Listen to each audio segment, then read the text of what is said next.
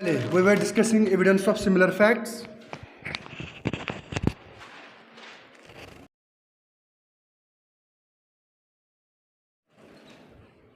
जैसा कि हमने डिस्कस किया था, for the purpose of law of evidence, एक फैक्ट को हम सिमिलर तब बोल सकते हैं जब वो सिमिलर होगा फैक्ट इन इशू के साथ। तो समझ में आ गया।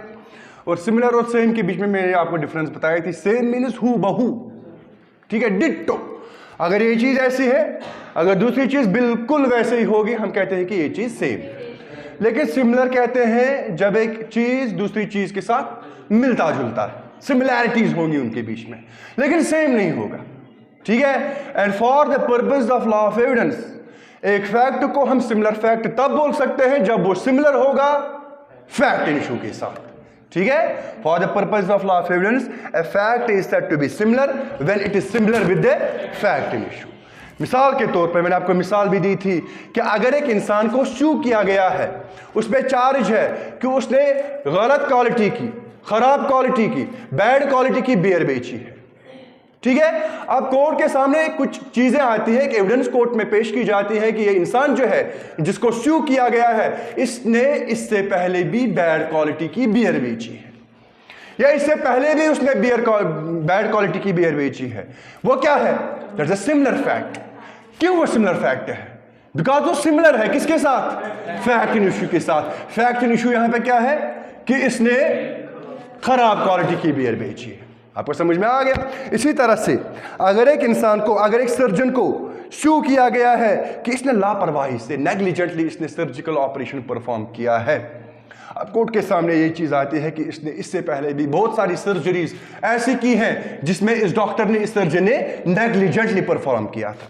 आपको समझ में आ गया। या इससे पहले भी उसने ऐसा किया था। वो क्या है? Similar fact. क्यों वो सिमिलर फैक्ट है? क्योंकि वो सिमिलर है किसके साथ? फैक्ट इन इशू के साथ, ठीक है। यहां तक हमने डिस्कस किया था। That mean general principle of evidence का ये है कि एविडेंस ऑफ सिमिलर फैक्ट जो है उनको एक्सक्लूड किया गया है। एक इंसान सिमिलर फैक्ट्स के मुतल्लिक कोर्ट में गवाही नहीं दे सकता। मैंने आपको मिसाल दी थी, अगर मुझ पे इल्जाम है चोरी का, इस चोरी का जो BLLB 9th में हुई है, आकिब साहब की चोरी, इसका इल्जाम मुझ पे है, ठीक है। कोई भी इंसान कोर्ट में यह नहीं बता सकता है कि जय साहब इसी ने किया होगा क्योंकि एजाज सर ने इससे पहले भी बहुत सारी चोरियां की थी। आपको समझ में आ गया। इसको लॉ ऑफ एविडेंस एक्सक्लूड करता है। This is not a relevant evidence. The evidence of similar facts is not a relevant evidence. This is the rule. This is the rule. That means evidence of similar facts has been excluded from evidence. आपको समझ में आ गया। लेकिन एक situation में हो सकता है तब जब when there is a striking balance, खाली बैलेंस नहीं बल्कि स्ट्राइकिंग बैलेंस। किसके बीच में? उस फैक्ट के बीच में जिस पे केस की बुनियाद हो, या और जिसके मुतालिक एक इंसान कोर्ट में एविडेंस ऑफर कर रहा है। आपको समझ में आ गया। मिसाल के तौर पर अगर मेरे केस की, मेरे केस का कनेक्शन किसके साथ है?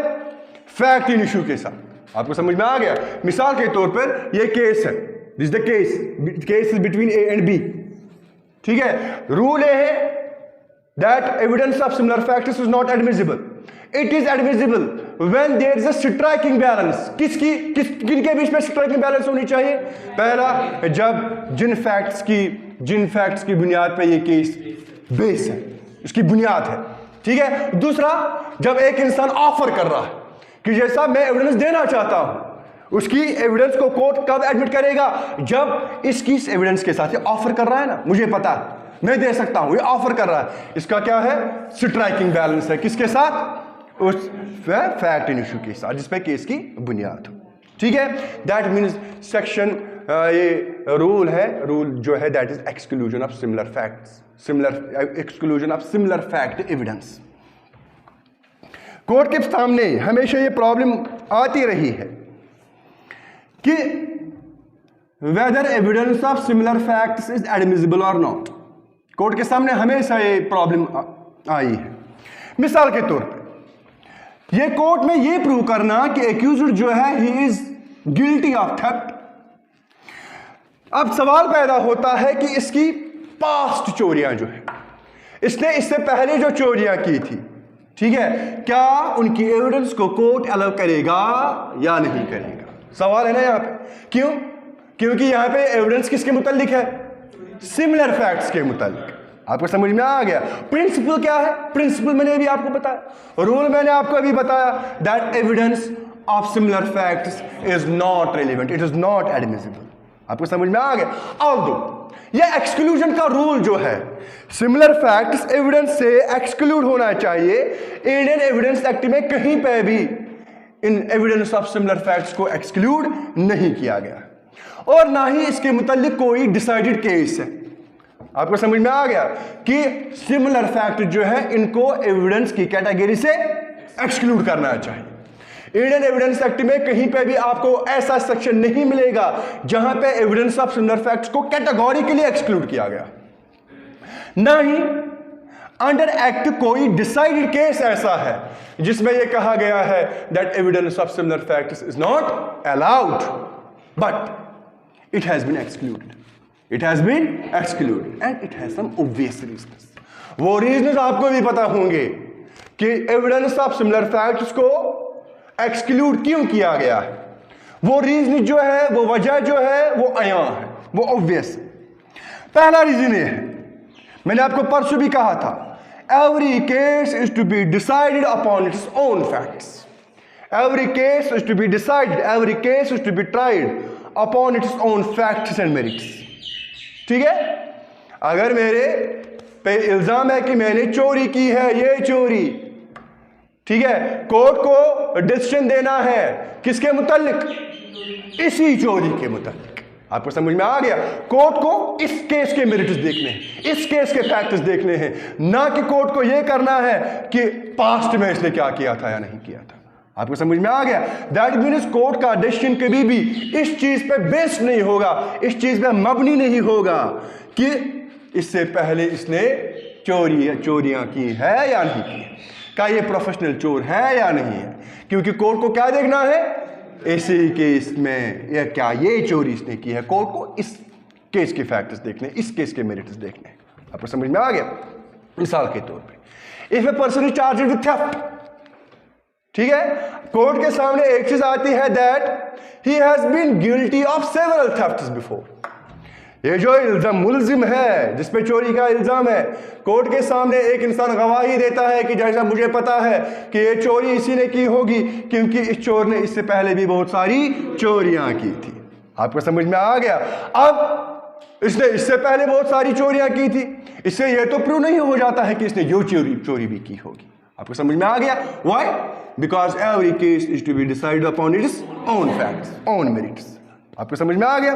That means evidence of similar fact जो है, अगर ये एक ही इंसान ने किए होंगे, यहां पे कोर्ट में एविडेंस पेश की जाती है कि इसी ने किया होगा क्योंकि इसने इससे पहले भी बहुत सारी चोरियां की थी, ठीक है, it is useless. Evidence of similar facts is useless, ठीक है। इससे केस फाइनल तो नहीं बन जाता कि इसने 9 चोरियां इससे पहले भी की थी, इसने 10वीं चोरी भी की होगी, ये तो साबित नहीं होता। आपको समझ में आ गया? तब तक जब तक कि इसका कोई प्रोबेटिव वैल्यू ना हो। क्या हो? Probative value. Probative value means evidentiary value. Probative value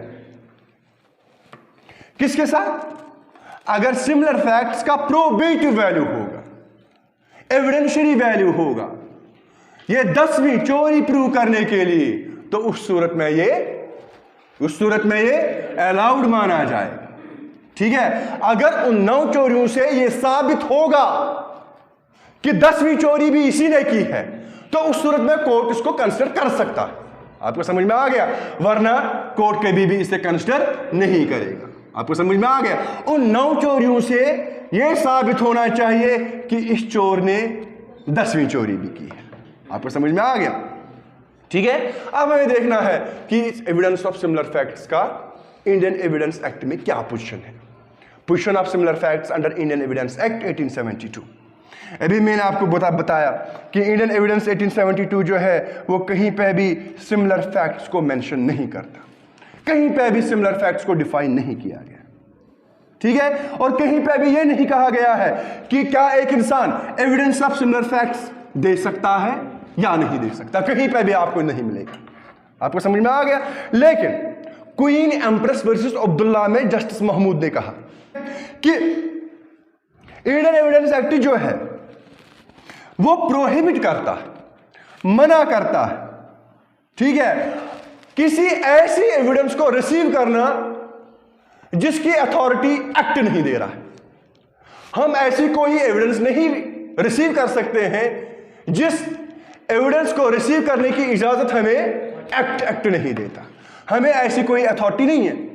आपको समझ में आ गया। क्योंकि उनको अथॉरिटी इंडियन एविडेंस एक्ट तो नहीं देता है, क्योंकि मैंने भी आपको कहा इंडियन एविडेंस एक्ट इसके मुतालिक साइलेंट है, ठीक है। इंडियन एविडेंस एक्ट कहीं पे भी ये नहीं बोल रहा है whether evidence of similar facts can be admitted और नॉट। आपको समझ में आ गया। उसने इसी बात को पकड़ा कि इंडियन एविडेंस एक्ट हमें मना करता है कि हम एविडेंस ऑफ सिमिलर फैक्ट्स को रिसीव नहीं कर सकते हैं, because we have not been legally authorised. हमें एक्ट ने, हमें लॉ ने इसके मुतालिक इख्तियार नहीं दिया है। आपको समझ में आ गया। लेकिन जनरल रूल यह होना चाहिए, दैट मीन्स जनरल रूल यह होना चाहिए that evidence of similar facts is not relevant, क्योंकि इनको रेलिवेंट एक्ट नहीं बनाता। एविडेंस ऑफ सिमिलर फैक्ट्स को रेलिवेंट इंडियन एविडेंस एक्ट नहीं बताता। आपको समझ में आ गया। लेकिन कोर्ट जो है, कोर्ट को प्रोसीड करना पड़ेगा हाइपोथेसिस पे। किस पे?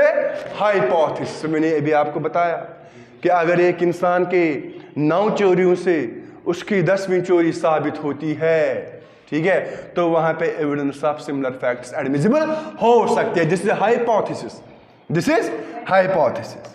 आपको समझ में आ गया। मिसाल के तौर पे एम्परर वर्सेस पंचूदास से केस है,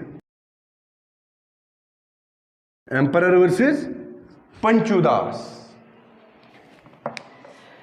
इस केस में कुछ लोगों पे रॉबरी का इल्जाम था और उनका कोर्ट में ट्रायल भी चल रहा था। कुछ लोगों पे रॉबरी का इल्जाम था उन पे और मर्डर का, 2 चीजों का। तो कलकत्ता हाई कोर्ट ने रिफ्यूज किया कि इसी एक्यूज्ड ने इससे पहले भी बहुत सारी रॉबरीज की है। आपको समझ में आ गया। कोर्ट के सामने ये एविडेंस पेश की गई, साहब ये जो चोरी का इल्जाम इस पे है, ये चोरी साबित करने के लिए कि कोर्ट में ये एविडेंस पेश की गई कि जैसा इसी ने रॉबरी की होगी, क्योंकि बहुत सारी रॉबरीज में यही इंसान इन्वॉल्व था, यही एक्यूज इन्वॉल्व था। तो कलकत्ता हाई कोर्ट ने इसे रिजेक्ट किया। क्या किया? रिजेक्ट किया। क्यों रिजेक्ट किया? क्योंकि इसकी इजाजत एविडेंस ऑफ सिमिलर फैक्ट्स को इंडियन एविडेंस एक्ट जो है वो एक्सक्लूड करता है। आपको समझ में आ गया। लेकिन इसकी कुछ एक्सेप्शंस है, exceptions to exclusion of similar fact evidence. हर किसी केस में लॉ अफोर्ड नहीं कर सकता है कि वो एविडेंस ऑफ सिमिलर फैक्ट्स को रिजेक्ट करे। हर किसी एक्सक्लूड को तो किया गया है, लेकिन हर किसी केस में इसको रिजेक्ट नहीं किया जा सकता। आपको समझ में आ गया। क्योंकि कुछ केसेस ऐसे होते हैं, हो सकते हैं, जिनमें evidence of similar facts can be useful and it can be singularly useful. Singularly means खाली यही। आपको समझ में आ गया। एविडेंस ऑफ सिमिलर फैक्ट्स की ही मदद से फैक्ट इन इशू साबित हो सकता है और किसी से साबित नहीं हो सकता। अब जब कोई फैक्ट इन इशू खाली एक चीज से ही साबित हो सकता है, what is that? What is that thing? Evidence of similar facts. आपको समझ में आ गया। खाली अगर वो इसी चीज से साबित हो सकता है और किसी से साबित नहीं हो सकता है, तो उस सूरत में सिंपल सी बात है, वो यूजफुल हो सकता है। जैसा कंक्लूजन तक पहुंचने के लिए एविडेंस ऑफ सिमिलर फैक्ट्स को रेलेवेंट बना सकता है। आपको समझ में आ गया। रेक्स वर्सेस एक बाल है, रेक्स वर्सेस बाल एक केस है। इसमें आपको समझ आएगा कि एविडेंस ऑफ सिमिलर फैक्ट्स कैसे यूजफुल होता है। रेक्स वर्सेस बाल। इस केस में एक्यूज्ड जो था, उसका ट्रायल चल रहा था कि उसने इंसेस्ट किया था। क्या किया था? इंसेस्ट किया था। इंसेस्ट वो सेक्सुअल रिलेशनशिप होती है जो एक इंसान अपनी रिलेशन में किसी के साथ करे। आपको समझ में आ गया। कोई भाई अपनी बहन के साथ, हाँ, कोई बेटा अपनी मां के साथ, ऐसे ऐसे जब सेक्सुअल इंटरकोर्स होता है उसे हम कहते हैं इंसेस्ट, INCEST। अब इस केस में एक्यूज्ड जो था उसका ट्रायल चल रहा था कि उसने अपनी बहन के साथ इंसेस्ट किया था। कोर्ट में कुछ एविडेंस पेश की गई। उस एविडेंस से कोर्ट के सामने ये चीज आया कि ये भाई बहन जो थे उन्होंने होटल में एक ही कमरा बुक किया था और एक ही बेड पे सोए थे। ये एविडेंस कोर्ट में शो की गई, पेश की गई, that they had occupied the same room and the same bed at a hotel. ठीक है, और कोर्ट को लगा कि ये स्ट्रेंज बिहेवियर है। एक बालिग भाई और बहन, चलो मान लिया कि एक कमरे में वो सो सकते हैं, लेकिन बिल्कुल ये अजीब सा लगता है कि वो एक ही बेड पर सो सकते हैं। The court viewed it as a strange behaviour. अजीब मसला है ना, ठीक है, लेकिन कोर्ट ने साथ ही में, अजीब तो लगा उसे, जज को अजीब तो लगा, लेकिन साथ में कहा कि ये सफिशिएंट नहीं है, ये सफिशिएंट नहीं है कि इस इंसेस्ट के चार्ज को प्रूव करने के लिए। इससे इंसेस्ट का चार्ज प्रूव नहीं हो सकता। यह भी हो सकता है कि उन्होंने सेम बेड लिया हो लेकिन उन्हें सेक्सुअल इंटरकोर्स ना किया। आपको समझ में आ गया? ठीक है, इसीलिए कोर्ट ने कहा that it is not sufficient to found a charge of incest. इसने ऐसा किया होगा। इसके बाद कोर्ट के सामने कुछ और भी एविडेंस पेश की गई और यह कहा गया कि जैसा भी भाई बहन जो है इन्होंने इससे पहले भी एक दूसरे के साथ कोहैबिटेशन की है। इससे पहले भी, ये इंसेस्ट से पहले, ये सेक्सुअल इंटरकोर्स से पहले उन्होंने बहुत बार आपस में सेक्सुअल इंटरकोर्स किया था, कोहैबिटेशन की थी, और उनमें से एक यूनियन से इस बहन का एक बच्चा भी है। आपको समझ में आ गया? क्योंकि वो बेड शेयर किससे करती थी? किससे करती थी? भाई से। आपको समझ में आ गया? कोर्ट के सामने ये एविडेंस पेश की गई कि उन्होंने आपस में भी कुछ प्रीवियस कोहैबिटेशंस की हैं और उन यूनियन से इस बहन का एक बच्चा भी है। आपको समझ में आ गया? लेकिन हाउस ऑफ लॉर्ड्स को फिर भी ये नहीं लगा कि इन्होंने इंसेस्ट किया होगा, ये वाला इंसेस्ट। अब इससे पहले भी उन्होंने ऐसा किया था। What is that? Similar facts. आपको समझ में आ गया? हाउस ऑफ लॉर्ड्स ने इस एविडेंस ऑफ सिमिलर फैक्ट्स को एडमिट नहीं किया। आपको समझ में आ गया? और ये कहा that it is not sufficient to prove the guilt of incest. ये सफिशिएंट नहीं है कि इनके बीच में जो इंसेस्ट का चार्ज है ये प्रूव हो जाता है इनके प्रीवियस कोहैबिटेशन से। लेकिन इसके बाद लॉर्ड बर्बरन ने बताया, Lord बर्बरन, Lord, what I am actually trying to say, that in many cases it can be singularly useful. It can be singular, although evidence of similar factors is not relevant, but in many cases it can be singularly useful. Lord Byrne ने कहा, ठीक है, कि चूंकि ऐसी evidence relevant नहीं है to the proof of मैनेजरिया, आपको समझ में आ गया, but it was relevant under one of the recognized exceptions। क्योंकि इन्होंने इसे पहले भी किया था, इससे यह प्रूव नहीं हो जाता है कि इनका मैनेजरिया था या नहीं था ये करने का। आपको समझ में आ गया? बट साथ ही में कहा that it is a recognized exception। It is the, and what is that exception? To overthrow the defense of innocent relations। To overthrow means बाहर फेंकना। क्या बाहर फेंकना? कि इनके बीच में जो रिलेशन थी वो इनोसेंट रिलेशन थी। एक भाई बहन एक ही कमरे में होते, एक ही होटल में होते, और होटल में एक ही कमरे में होते, और एक कमरे में एक ही बेड पे होते हैं, ठीक है, इससे इनकी इनोसेंस साबित नहीं होती।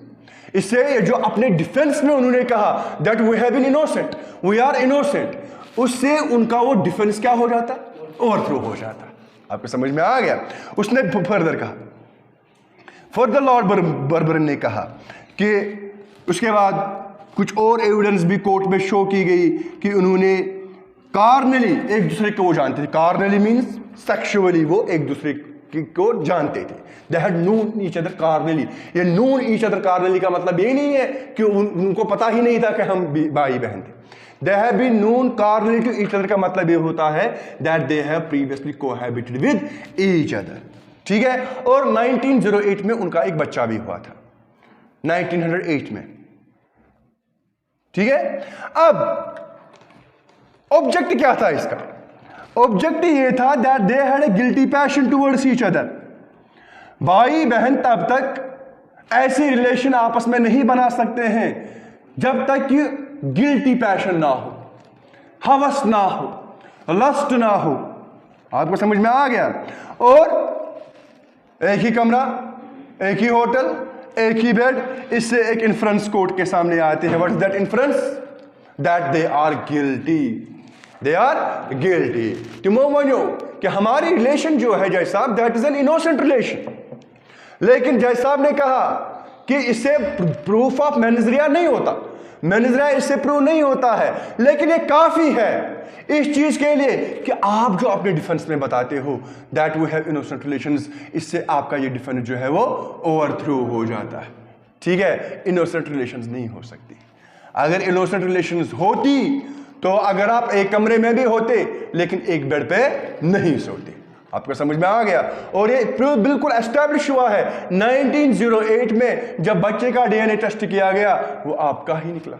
आपको समझ में आ गया? इससे पता चलता है कि आपके बीच में जो रिलेशन है वो इनोसेंट रिलेशन नहीं है। आपका गिल्टी पैशन है एक दूसरे के लिए, आपकी हवस है एक दूसरे के लिए, you have a lust towards each other. आपको समझ में आ गया?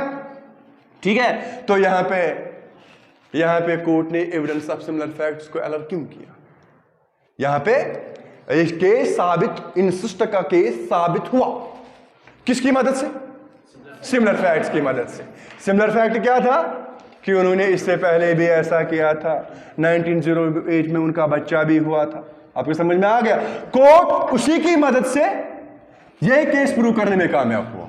आपको समझ में आ गया? ठीक है, to overthrow the defence of innocent relations. ठीक है, this is about evidence of similar facts. तो सिमिलर फैक्ट्स के मुतालिक आप याद रखें, सिमिलर फैक्ट्स की एविडेंस कोर्ट में रिलेवेंट नहीं होती है रूल के, प्रिंसिपल के हिसाब से, उसूल के हिसाब से। लेकिन इंडियन एविडेंस ना ही इसको, इंडियन एविडेंस एक्ट ना ही ये बता रहा है that whether it is admitted और नॉट। आपको समझ में आ गया? और सेक्शन 15 से लेके हमें आगे यही पढ़ना है कि किस किस केस में एविडेंस ऑफ सिमिलर फैक्ट जो है वो अलाउ की जाएगी।